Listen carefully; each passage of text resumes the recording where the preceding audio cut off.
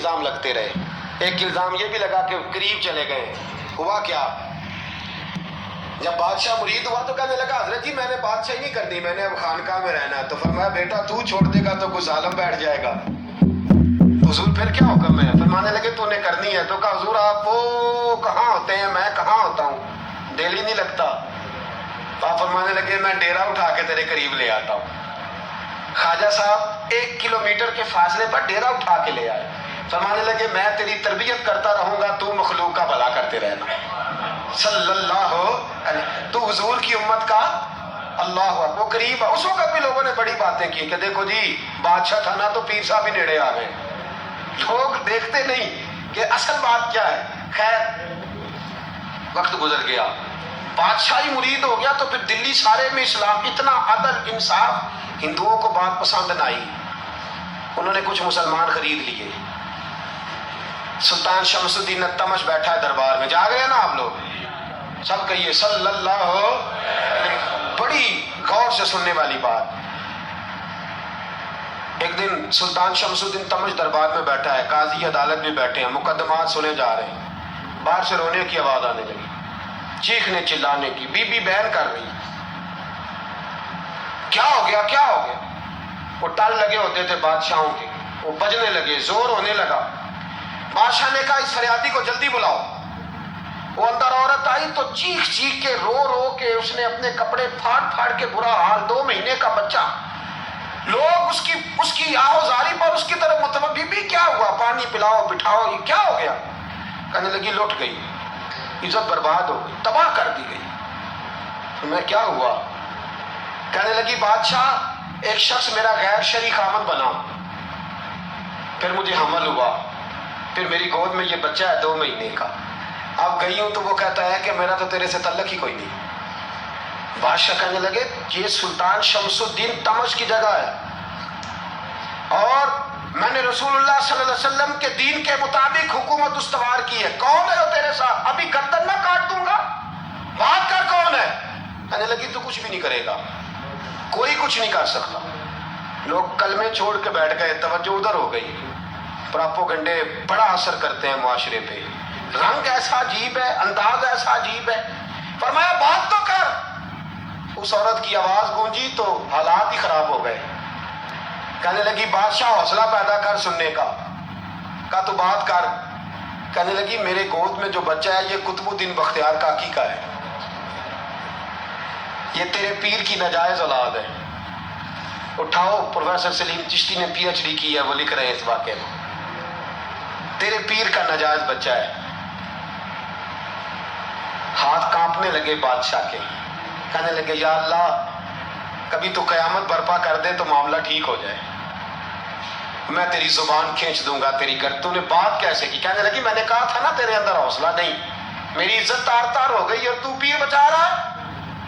اللہ اکبر. سلطان شمس الدین تمش آسمان کی طرف دیکھ کے کہنے لگے مولا مجھ مجرم کو جس کی برکت سے اٹھا کے تو نے مسجد میں پہنچایا, آج مجھے تو نے کس امتحان میں ڈال دیا. یہ کیا رنگ تو نے زندگی کا بنایا ہے.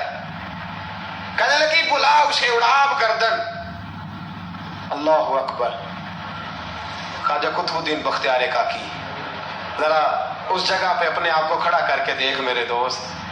جو شخص دلی کے بازار میں نکلے تو دکانیں بند ہو جائیں, عورتیں گھروں میں گھس جائیں, جس کے نام پر چرچے ہوں دین کے, وہ شخص لاٹھی ٹکاتا ٹکاتا. عرس منانے آسان ہے, ڈھول ڈمکے کر کے گھروں کو جانا آسان ہے, پر ذرا ان کی راہوں کا مسافر تو بن انہوں نے انداز کیا اختیار کیا. حضرت خواجہ قطب الدین بختیار کاکی, خبر پھیل گئی. اتنی شہرت پاکیزگی کی نہیں ہوئی تھی جتنی اس جرم کی ہوئی. لاٹھی ٹکاتے ٹکاتے جب پہنچے نا بادشاہ کے دربار میں, بادشاہ اٹھنے لگا, قاضی اٹھنے لگا, لوگ اٹھنے لگے, تو قطب الدین بختیار کاکی کی آنکھوں میں آنسو آئے. مانے لگے بیٹو بیٹھ جاؤ, آج میں پیر بن کے نہیں آیا, میں مجرم بن کے آیا. اور کہا میرے مالک کا انصاف بھی دیکھو. دلی کا پیر آج دلی کی عدالت میں اپنے نا کردہ جرم کی صفائی دینے آیا ہے. بڑی لاٹھی پہ ٹیک لگائی. دلی کی گلیاں بھی روتی ہیں کہ یہ کیا رنگ, اللہ یہ تیرا کیا رنگ ہے. یہ تے میں گڈی تے ہاتھ ڈور سجن دے, وہ جنج رکھے انج رہنا ہے، واجب نہیں جے وچ شریعت مندا خسم نو کہنا اے تن میرا کنگھی ہووے، میں زلف سجن دی واواں پوش میرے دی جتی بن جائے، میں یار دی قدمی آواں، مارو مارو مینو مار مکاؤ کوئی یوزر نہ پیش لے آواں، جے سونا ہی میرے دکھ وچ راضی، جے سونا ہی میرے دکھ وچ راضی تے میں سکھ نو چلے ڈاواں، یار فریدا جے کدی بل پے سونا، یار فریدا جے کدی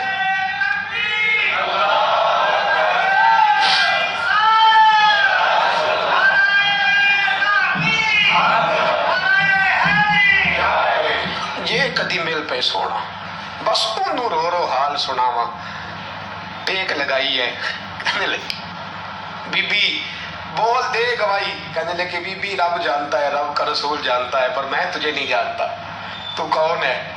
کہنے لگی اچھا وہ لوگوں کو بھیج کے تہجد کے بہانے پچھلے دروازے مجھے اندر بلانا، رب تیرا بھول جانا، پھر رونے لگی، پھر مکر کرنے لگی۔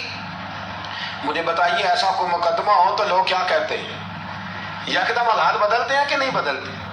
دلی کا ماحول ہی بدل گیا، سارا رنگ ہی بدل گیا۔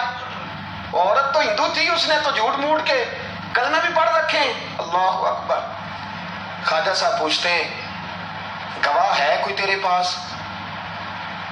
تو 4 کلمہ پڑھنے والے کھڑے ہو گئے۔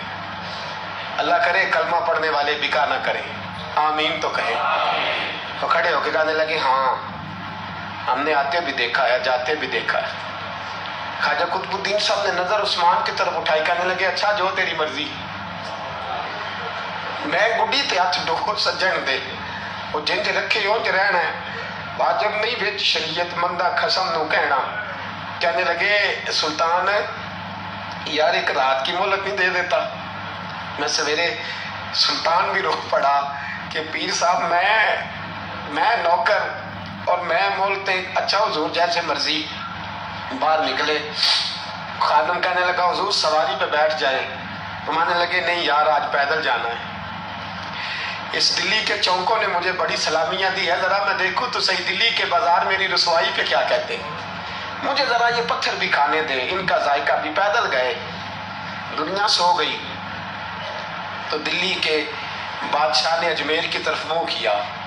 خواجہ معین الدین حیات تھے، بے خبر ہو جو غلاموں سے وہ آقا کیا ہے، بے خبر ہو جو غلاموں سے وہ منہ کیا۔ کہنے لگے معین الدین میں کوئی لوارس تو نہیں تھا، میں کوئی لوارس ہوں کہ یہاں جو میرے ساتھ مرضی ہو جائے؟ تیری مجبوریاں درست، مگر تیرا وعدہ تھا ساتھ دینے کا، وقت آیا ہے۔ میں کوئی لوارس نہیں کہ اب تو اجمیر میں بیٹھا رہے اور میں دکھ سارا اکیلے برداشت کروں۔ بڑھاپے کا مجھے بھی پتا ہے، کمزوری کا مجھے بھی پتا ہے، ذوف کا مجھے بھی پتا ہے، پر تتی تھوڑے تھکڑے خاندڑیاں، میں بھی تو تیرے نام تو مفت بھی کاندڑیاں، مجھے بھی تو پتا ہے نا منم غلام علی حیدریم قادریم تمز احمد رضا خامی زدم، میں نے بھی تو اپنا نام نہیں نہ تھا جپا، تیرا ہی جپا ہے ساری زندگی۔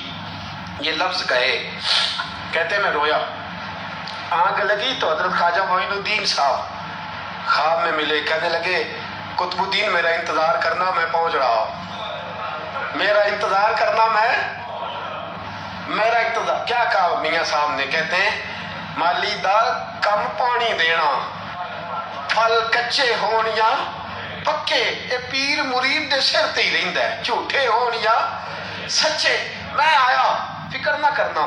حضرت سویرے اٹھے، پھر گئے عدالت، پھر کہا نہ بھائی پروٹوکول، مجرموں کا پروٹوکول نہیں ہوتا، میں اکیلا جاؤں گا، جس کے آگے پیچھے نعرے ہوتے تنے تنہا، 2-4 منٹ زیادہ لے لوں، آ جاؤ حضرات۔ کہتے میں پہنچا عدالت اور جا کے جب کہا نا کہ ہاں جی حضور بتائیے گواہ بھی خلاف ہے، مقدم بولیں، تو کہنے لگے مجھے میرے شیخ نے حکم دیا ہے کہ میرا انتظار کرنا۔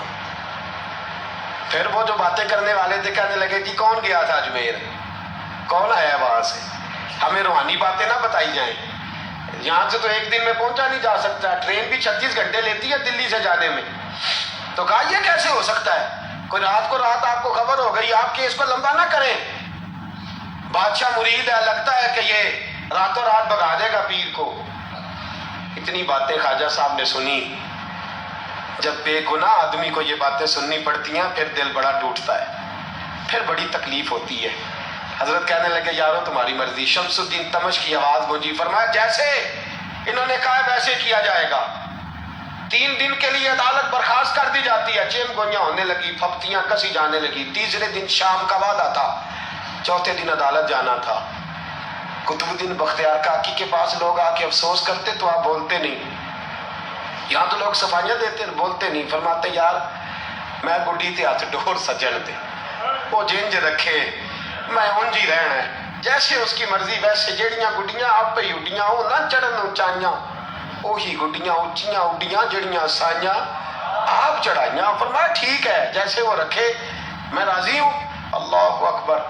تیسرے دن کی مغرب کا وعدہ تھا. جب مغرب کا سورج ڈوب گیا نا، بڑے قافلے جبیر سے آئے پر معین الدین نہ آیا. وعدہ کیا تھا یار نے آؤں گا دن ڈھلے. وہ خواجہ غلام فرید صاحب رحمۃ اللہ تعالیٰ علیہ فرمایا کرتے تھے نا، کوا کھانے لگا آنکھیں تو کہنے لگے کاغا اے تن سارا ہی کھائیو، میرا چن چن کھائیو ماس، میرے 2 نین نہ کھائیو، مینو پیا ملن دی آس. نے کہا سارا کھا جا آنکھیں چھوڑ دے. اس نے کہا تھا میں آؤں گا. انتظار لمبا ہو گیا ہے پر میری امید تو نہیں نہ ٹوٹی. مغرب کی اذان ہوئی تو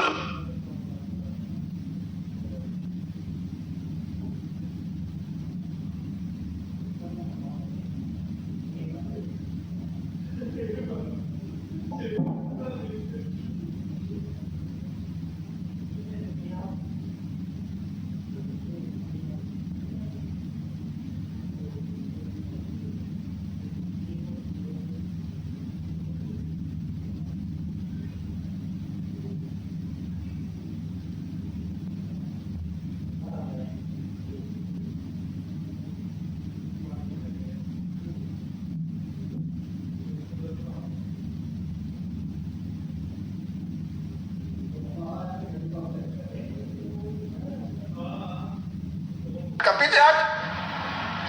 تو زیادہ عزت والا ہے کہ یوسف زیادہ عزت والا تھا؟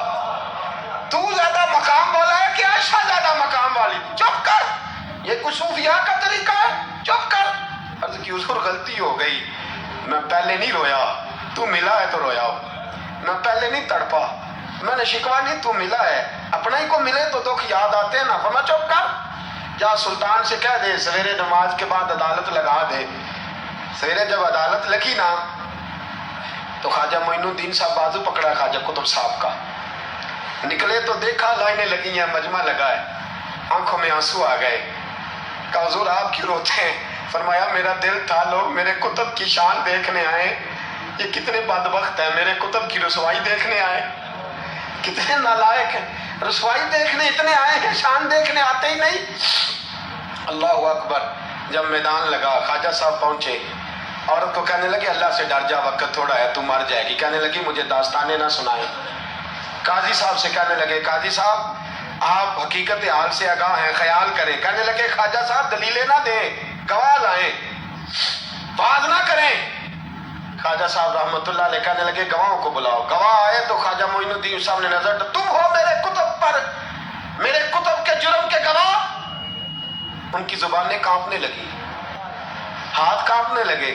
میں بولتے کیوں نہیں؟ جب ان کی نظریں جھکی تو بادشاہ کہنے لگا اگر اب تم نے گواہی نہ دی تو تمہیں میں مجرم بنا کے 80 کوڑے ماروں گا. کہنے لگا جی دیکھا ہے ہم نے تہجد کے وقت. جب سب گواہیاں پوری ہو گئی، عورت بھی تڑپ رہی ہے، رو رہی ہے، 2 مہینے کا بچہ گود میں ہے. اب بولیے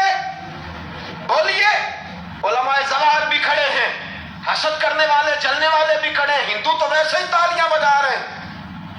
اجمیر کا بوڑھا، اور یہ آخری پھیرا تھا خواجہ معین الدین کا دلی میں. اس کے بعد ظاہراً دوبارہ نہیں آئے. اٹھے لاٹھی ٹکاتے ٹکاتے اور میدان کے اندر جا کے نا، بڑے میدان میں مجمع تھا، سر سجدے میں رکھا. کہنے لگے یا اللہ میں ہندوستان مرضی سے نہیں آیا، تیرے رسول کا بھیجا آیا. پھر اٹھے اور کہنے لگے مولا تیرے نبی کا فرمان ہے کہ میری امت کے علماء بنی اسرائیل کے نبیوں کی طرح ہوں گے. اگر یوسف کے لیے بچہ بول سکتا ہے تو میرے کتب کے لیے بھی بولنا چاہیے. اگر یوسف علیہ السلام کے لیے بول سکتا ہے تو میرا قطب الدین بھی سچا ہے۔ اس کے لیے پھر اٹھے، اس بی بی کی طرف بڑھے، لوگ کہنے لگے نہ جانے اب کیا ہوگا۔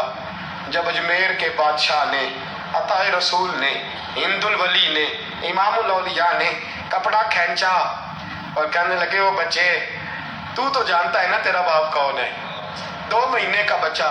جب نانا بولا تو بی بی کہنے لگی اب کیا کر رہے ہو، بچے بھی کبھی بولے ہیں؟ میں بی بی چپ کر، ان اللہ علی کل شیء قدیر، میں کمزور رب کا ماننے والا نہیں، قدرتوں والے رب کا ماننے والا ہوں، وہ چاہے تو بچے بھی بولتے ہیں۔ قرآن کہتا ہے حضرت عیسیٰ بولے تھے انی عبداللہ آتانی الکتاب، مریم بھی تو ولی اللہ تھی، وہ نبی تو نہیں تھی۔ اگر ولی اللہ بنی اسرائیل کا ہو بچہ بول سکتا ہے، تو اگر ولی اللہ محمد عربی کی امت کا ہو تو بچہ پھر بھی بول سکتا ہے۔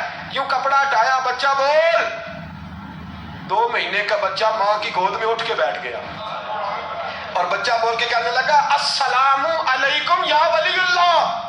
جب یہ لفظ ادا کیے تو نعرے لگنے لگے، لوگ رونے لگے، بی بی بے ہوش ہو کے گری، فرمانے لگے مجھے سلام نہ کر، میرے کتب کی بات بتا۔ کہنے لگا قسم ہے اللہ کی عزت کی، وہ سامنے مجمع جو سردار بیٹھا ہے وہ میرا باپ ہے، قطب الدین تو بے گناہ ہے، قطب الدین تو بے گناہ ہے، میرا باپ تو وہ بیٹھا ہے۔ یہ قاضی بھی سازش میں شریک ہے، کئی مسلمان خریدے گئے، یہ گواہ خریدے گئے۔ جب گواہی ہو گئی، بچہ یہ لفظ کہہ کے اللہ اکبر کہتا ہوا پھر چپ کر گیا۔ خواجہ قطب الدین صاحب کا بازو پکڑا، خواجہ معین الدین صاحب نے مجمع سے باہر نکلے، لوگ کہنے لگے حضور آپ کچھ بولتے نہیں، فرمانے لگے جس نے بولنا تھا وہ بول چکا ہے، جس نے بولنا تھا وہ، جو جادو وہ جو سر چڑھ کے بولے، فرمایا تم نے فارم پہ نظر رکھی اور میں نے اللہ کی قدرت پہ نظر رکھی، تم نے اس کے کردار کو جو جوڑا اور میں نے اس کے کردار کو تعمیر کیا۔ حضرت سلطان شمس الدین تمش بھی پیچھے دوڑے، کہا حضور کہاں لے جا رہے ہو؟ اور میں کتب میرا ہے، میں جمائر ساتھ لے کے جا رہا ہوں، اب میں نے اپنا بچہ تمہارے سپرد، اب میرے پاس رہے گا، تم نے ستایا میری اولاد کو، اب یہ میرے پاس رہے گا، میں نے نہیں تمہیں دینا۔ لوگ راہیں بچھا کے، نظریں بچھا کے بیٹھ گئے، پاؤں میں گر گئے، کہنے لگے حضور ہمارے لیے نہیں، رسول اللہ کے دین کے لیے، ہمارے لیے نہیں، تعمیر شریعت کے لیے، ادائے سنت کے لیے چھوڑ جائیے۔ خواجہ صاحب کہنے لگے قطب الدین جا، تجھے چھوڑ کے جاتا ہوں، اب قیامت تک کوئی تیری رسوائی کی جرت نہیں کر سکے گا۔ عزیز یاد رکھ، نہ افواہوں پہ لگا کریں، نہ کسی برادری، کسی قوم، کسی شخص کے بارے میں ایسی باتیں، یہاں تو لوگ گھڑ گھڑ کے چیزیں لاتے ہیں، گھڑ گھڑ کے چیزیں لاتے ہیں، اور جن کی ہیں ان کے پاس بڑے دلائل ہیں اپنی صفائی پیش کرنے کے لیے۔ جو غربا مساکین ہوتے ہیں وہ بیچارے اپنی عزت پر لگا ہوا داغ دھو بھی نہیں پاتے، ہم بڑا لوگوں پر دھبا لگا کے ثابت کر گزرتے ہیں اور پھر صدیاں گزر جاتی ہیں۔ میری غربت نے کیا مجھ کو زمانے میں بدنام، تیری دولت نے تیرے عیب چھپا رکھے ہیں۔ اللہ کا قرآن کہتا ہے جب خبر پہنچے تو تحقیق کر، خیال کر، اس کے بعد پھر آگے اس کو بیان کر۔ اللہ ہمیں سمجھنے کی توفیق دے۔ آخر دعوان